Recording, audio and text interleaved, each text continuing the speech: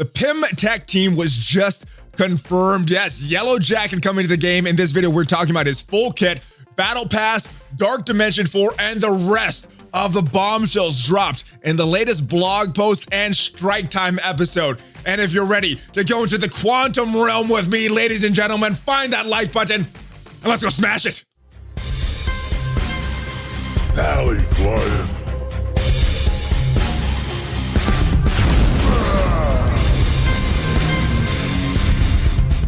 Oh yeah, what is up, ladies and gentlemen? I am ValleyFlyin. Welcome back to the ValleyFlyin channel. I hope you're having a great day. Second video of the day. Hopefully you checked out the first video that I released where I took the symbiotes into Dark Dimension 3, the city lanes, see if I could fully auto that. And if you have not checked that out, make sure you check that video out. But a lot of bombshells just dropped in the recent blog post, in the recent Strike Time episode. I'm taking notes on that Strike Time episode. We're going to talk about this blog post and everything in it, ladies and gentlemen. Now, before we get into that, I do want to give a shout out to the sponsor of this video, Skillshare. Knowledge is power. And if you want to get your hands on some knowledge about all kinds of topics, then you should check out Skillshare. Skillshare is an online learning community that offers thousands of online classes to help you unleash your creativity. It's also a community of like-minded creatives that can help give you the support and encouragement you need to keep the learning going. Now here you can see some of the categories of their courses. You can get creative with topics like animation, graphic design, web development, and you could build your business with topics like leadership and business analytics. And one of the courses I'm checking out right now, guys, is this one right here, Productivity Today, Managing Attention in the Digital Age. Now you might think that having all this knowledge right at your fingertips is extremely pricey, but Skillshare is ultra affordable. A yearly subscription costs less than $10 a month. And for those of you that want to try before you buy, it is your lucky day. Skillshare is going to give you the hookup. For the first 1,000 subscribers of mine that use the link in the description, you are going to get a free trial of Skillshare Premium, which gives you access to every single course on the site so you can get your knowledge gains. Yeah, so what are you waiting for, guys? Click on the link in the description and experience the learning for yourself. And guys, if you want to get your learning on, make sure you use that link to get a free trial of Skillshare. But without further ado, let's go take a look at this blog post. Yellowjacket's full kit, ladies and gentlemen. Boom. The Searing Stinger. Oh yeah, rumored for a little while now. The Quantum Team, they're not going to be called the Quantum Team apparently. They're called the PIM Tech Team. Yes, that is a new team coming, and that is going to be their name, the Quantum Team. Now, Yellowjacket was in the data mines ever since beta, finally released in the game, and we take a look at his character model here. Looks really nice. All right, but let's take a look at his kit. Let's just read through this. Infest enemies with this mechanized pest, and the tags here, guys: Villain, Global, Tech Blaster, and PIM Tech. And from what it appears in this blog post, looks like this PIM Tech team is going to be very important for Dark Dimension 4, which is upcoming very soon. All right, his basic attack is a Bioenergy Blast, and what you're going to do with it, attacking the primary target, 250% damage, and then you're going to bonus attack for 230% damage. So pretty decent skill there. Now I'm expecting, because he does have that blaster tag, he should have some pretty good damage. Normally blasters, brawlers have some pretty good base stats in their damage. So this should be a pretty interesting damaging move. Just damage though, no trickiness. And that's kind of what we should expect from the blaster. His special energy costs 5 out of 5. So available on turn 1, called Spiteful Sting. What you're going to do, steal 30% health from the primary target and redistribute to himself.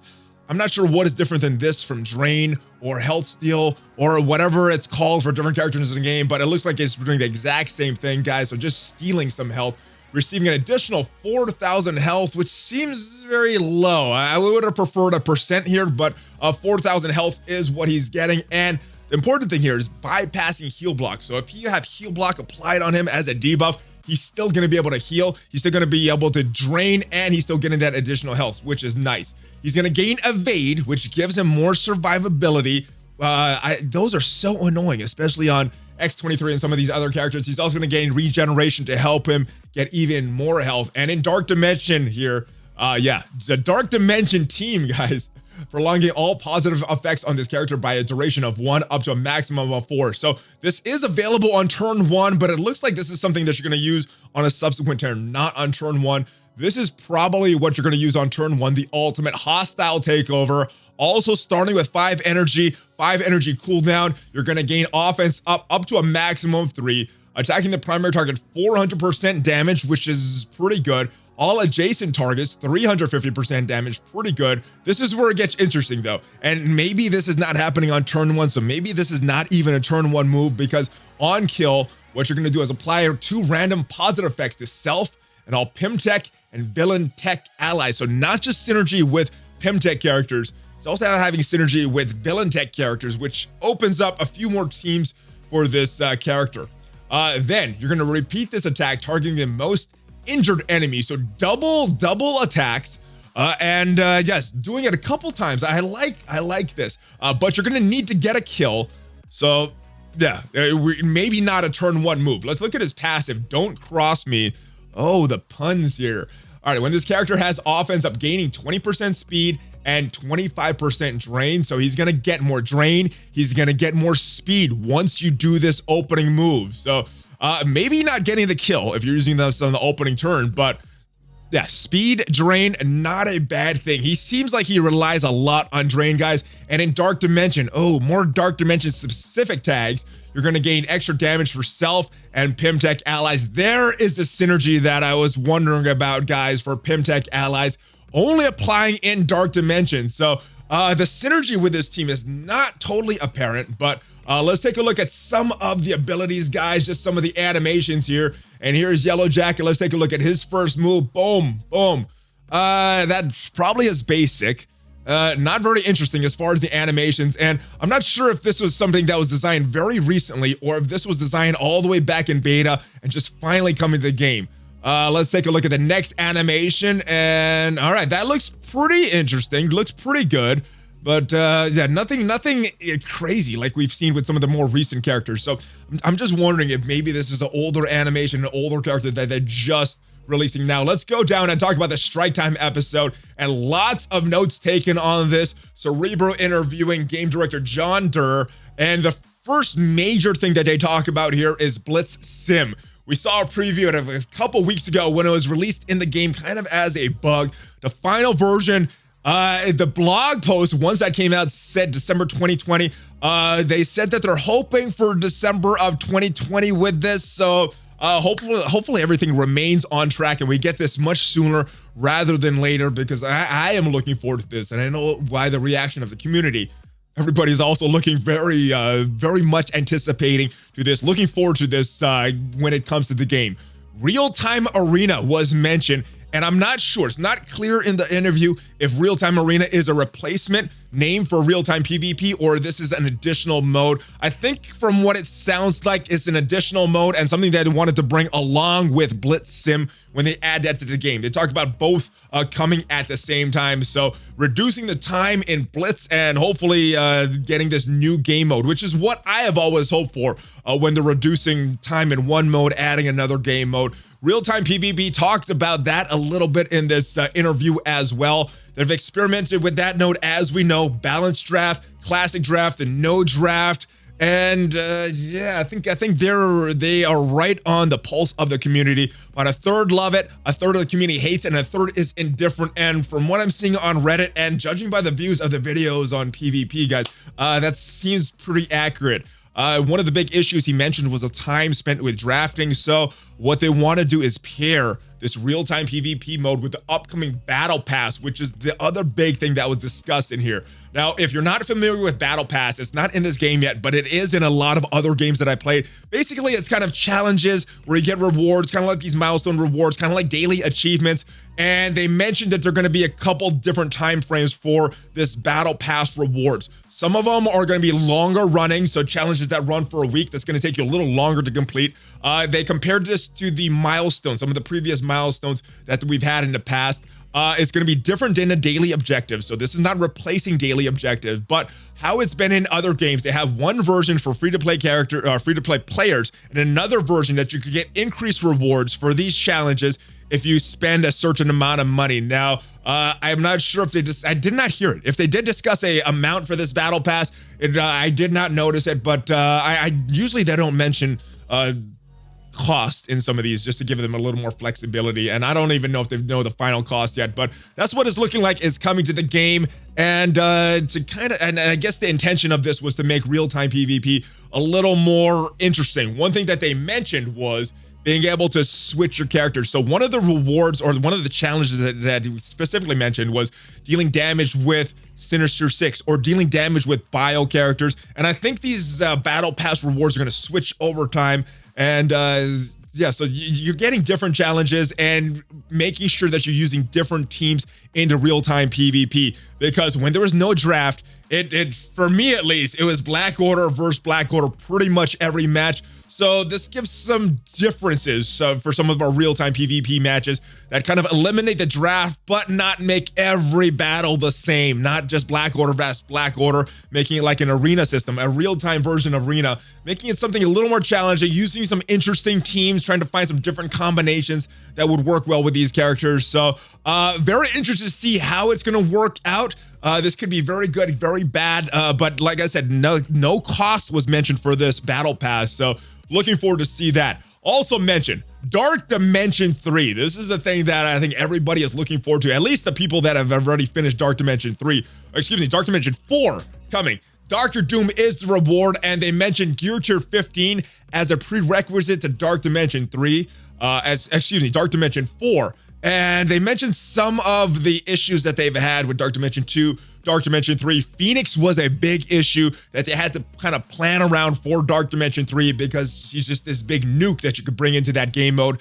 And they wanted to make it a little more fun and not just have it be nukes, have it a little more strategy. So with that, there's a new legendary trait, a new legendary trait that was added in the game for these characters. Well, it looks like it was added specifically for Dark Dimension 4, because yeah, you're not just able to take Phoenix in there and nuke a node, or Ebony Maw. There's gonna have City without legendary, maybe some other nodes without the legendary, and then just another legendary node that you're just using legendary characters. So it was speculated a long time ago, maybe legendaries would be used to unlock another legendary. Well, it looks like it's going to be used to unlock Dr. Doom, which is not a legendary, but you're going to have a bunch, at least 5 legendaries. If it's similar to some of these other Dark Dimensions in the past, you're going to need at least 5 of these legendaries in order to complete these nodes. And guys, I recommend Phoenix just because of that nuke that she's bringing in, and expect some of these nodes to be very hard that have Phoenix as an option that you could bring in. All right, a raid difficulty selector was another topic that was touched on in that second Road Ahead blog post for 2020, and they mentioned it again in the Strike Time episode. Now, what they're gonna do for the raid difficulty selector for the Greek raids is remove the ability to heal between battles. Now, they're not removing the ability to heal during the battles, so your healers are going to be a little more important for these Greek raids. And they did not mention if they're going to switch up some of the trait requirements for these nodes, or they're just going to leave them the same, and the difficulty selector for more rewards is just going to be not healing between battles. So we'll see what happens with that. We'll see if there's any changes, but at this time it looks like it's just removing that ability to heal between battles is going to make the Greek raids a little more difficult.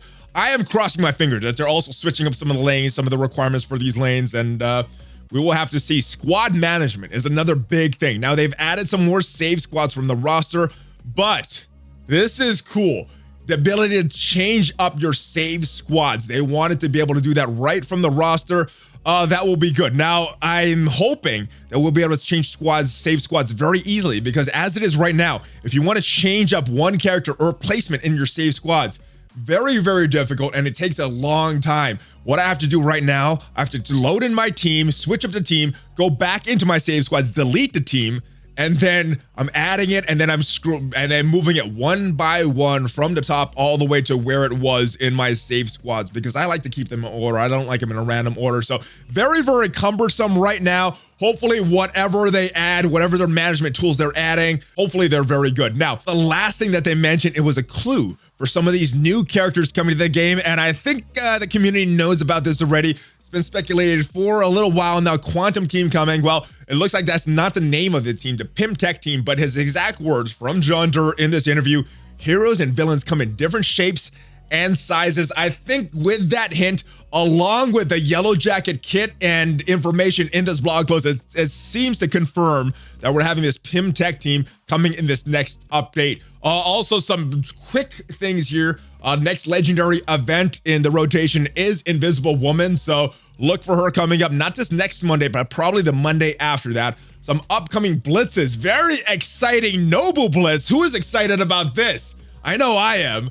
And the next one also Venom. So there were some rumors about the hand getting a rework. Noble Blitz kind of would be in line with that, but no confirmation on that. Nothing official about a hand rework, but it would make sense if they're getting a rework to have a Noble Blitz. And it looks like we're also getting some bonus events kind of in line with the Waking Nightmare event going on for Anti-Venom. And oh my goodness, that was a lot of topics that were covered in the Strike Time episode and the blog post. Let me know in the comments, guys, what was your favorite thing that you heard in this video, and what was your least favorite? What are you most looking forward to? What are you least looking forward to? Very curious to see what your reaction is to all of this stuff, guys. Now, I hope you enjoyed this video. If you did, make sure you subscribe to the channel, smash on the notification bell, share this with all of your friends, leave a comment, do all that normal stuff, guys, and I will see you guys next time. Check me out on Twitch. I stream every single morning on Twitch, every single weekday morning on Twitch, ValleyFlyin76, and I'll be streaming tomorrow night with some Among Us, with some other content creators, and yes, it should be a fun time, so hopefully I'll see you guys there. If not, I will see you on Monday for the mailbag video. Guys, give me a Hulk fist bump. ValleyFlyin out!